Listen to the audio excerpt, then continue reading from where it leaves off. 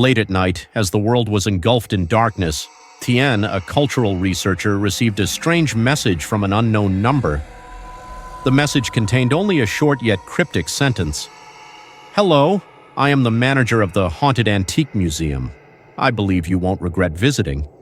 But before you decide, there's something you must understand. The spirits inside never wish to be disturbed, and once you step in, you will never be the same again." After only a brief hesitation, Tien decided to go. As someone who didn't believe in the supernatural, he saw this as an opportunity to study and uncover the eerie legends surrounding the museum. Tien arrived at a small village where the museum lay deep within a desolate forest. The ancient dark building stood silently like a ghost in the night. The old wooden door creaked as he pushed it open and stepped inside. The air inside the museum was heavy and cold. The scent of mold, dust, and the breath of time lingered in every corner. Standing in the middle of the exhibition room, Tien could feel an eerie silence pressing down on him. As soon as he entered, his eyes scanned the stone statues and antiques around him, but one object caught his attention. A large mirror with a black wooden frame, sleek yet strangely hazy. Just looking at it sent a shiver down his spine. Something about it felt deeply unsettling. The legend of this mirror had been passed down through generations. It was said to have belonged to a noble family and had become a cursed object. The wife of the household's master, a young woman named Mai, had taken her own life in her bedroom, standing before this very mirror. Her soul was unable to move on and was trapped within it. They said that whenever someone looked into the mirror, her spirit would appear, begging for release. Tien stepped closer, unable to resist his curiosity. He reached out and touched the mirror's surface, and immediately strange visions began to unfold. A shadowy figure emerged within the glass, a woman. It was Mai, her eyes blood red, filled with despair and agony. She stared at Tien, her lips moving, whispering words he couldn't quite hear. Suddenly, Tien heard a faint, fragile voice echoing from within the mirror. "Help me escape. I cannot live in this darkness forever." Startled, he stumbled backward, his body turning ice cold. Yet the woman's eyes never left him. Mai's image began to blur, as if she was pouring all her remaining strength into calling out to him. In the next room, Tien came across an ancient ceramic vase. It wasn't particularly large, but what lay inside sent a chill down his spine.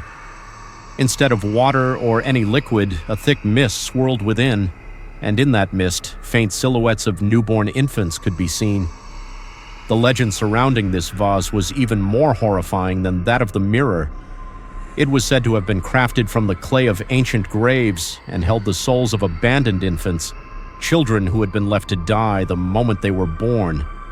With no mother, no family, their spirits remained trapped inside, unable to move on. As Tien stepped closer, he immediately sensed the echoes of sorrowful cries. The ghostly figures of the infants became clearer, their weak wails filling the air. He could hear their desperate pleas. "We have no family, no one to care for us." A heavy feeling weighed upon him, making it hard to stand. The tiny souls seemed to be begging him for release. Leaving that room behind, Tien stepped into another. This one was filled with mannequins lined up in eerie rows. They were dressed in tattered old clothing, seemingly untouched for decades, but something about them felt off. These mannequins weren't as lifeless as they should have been. As Tien approached one standing in the corner, a sudden chill swept through the air. The cold seemed to radiate from the mannequin itself. He could feel its gaze on him, despite its blank, featureless face with nothing but small black buttons where its eyes should have been. Suddenly, a dry, cracking sound echoed through the room. Tien turned back, only to see the mannequin he had just approached slowly twist its head toward him. Its lifeless button eyes remained fixed on him, as if watching, calculating. A cold gust swept through the air, and then the other mannequins began to shift. Tien's breath caught in his throat, his body frozen in place. The figures were no longer standing still. They were moving, slowly, unnervingly, but with purpose. Each step they took felt deliberate, like creatures preparing to lunge at him. Suddenly, everything around Tien vanished. He was no longer in the museum. The world around him blurred, and he felt himself being pulled into a realm of darkness. He now stood in another world, a place where lost souls wandered endlessly, with nowhere to go and no one to save them. He could feel Mai's anguish, the despair that had driven her to take her own life. He could sense the sorrow of the abandoned children, trapped in eternal suffering, unloved and forgotten. Each step Tien took was filled with an indescribable pain. The darkness swallowed him, leaving no way out. The figures of Mai and the children flickered around him, both distant and hauntingly close. Their souls told their stories without words.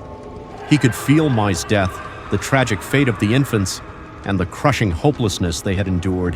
When Tien opened his eyes, he found himself back in the museum, but it was no longer the same.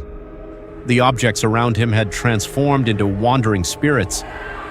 They gazed at him with desperate eyes, silently pleading for his help. This museum was not merely a place for ancient artifacts. It was a prison, a realm where forsaken souls were trapped, unable to move on.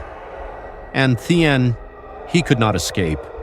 He had become a part of this place, bound to the spirits he had encountered. Even when he left the museum, the memories of those lost souls never left him. Their presence lingered, haunting him. And one thing Tien knew for certain, those souls would forever remain within him, a reminder of the injustice and suffering they had endured. As the first rays of morning sunlight streamed through the window, the visitor awoke in his hotel room. Everything around him was normal, as if nothing had ever happened. No haunted mirror, no eerie mannequins, no sorrowful cries of the young wife. He looked into the mirror and saw only his own reflection, calm, undisturbed. However, as he stepped outside, he suddenly stopped before a large mirror near the entrance. In its reflection, the image of the young wife appeared, her tear-filled eyes searching for him. A soft, mournful cry echoed from behind, but when he turned around, there was no one there. He reached out to touch the mirror, and the image dissolved into nothingness, leaving only silence and an unshakable sense of unease. Had he truly escaped the museum? Or was he merely trapped in an endless nightmare, one that would never let him go?